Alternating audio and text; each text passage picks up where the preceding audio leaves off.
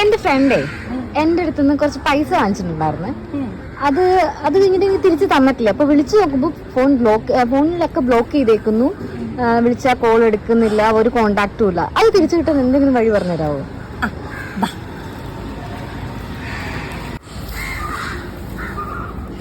എടാ അതുണ്ടല്ലോ, താൻ ആദ്യം ചെയ്യേണ്ടത് ഈ ഏത് വഴിയാണോ ആ പേഴ്സൺ, അതായത് നിന്റെ ഫ്രണ്ട് നിന്നോട് ഇപ്പോ അത് ക്യാഷ് ചോദിച്ചിട്ടുള്ളതെന്ന് വെച്ചാല് അതിന്റെ ഡീറ്റെയിൽസ് ഒക്കെ എടുത്തു വെക്കാം.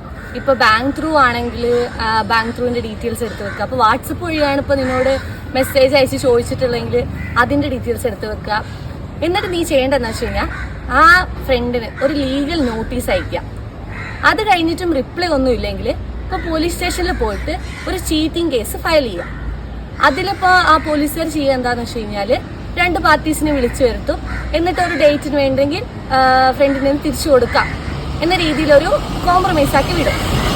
എന്നിട്ടും ക്യാഷ് കിട്ടിയിട്ടില്ലെങ്കിൽ നീ ഒരു അഡ്വക്കേറ്റ് മുഖാന്തരം കോർട്ടിൽ ഒരു മണി സ്യൂട്ട് ഫയൽ ചെയ്യാം.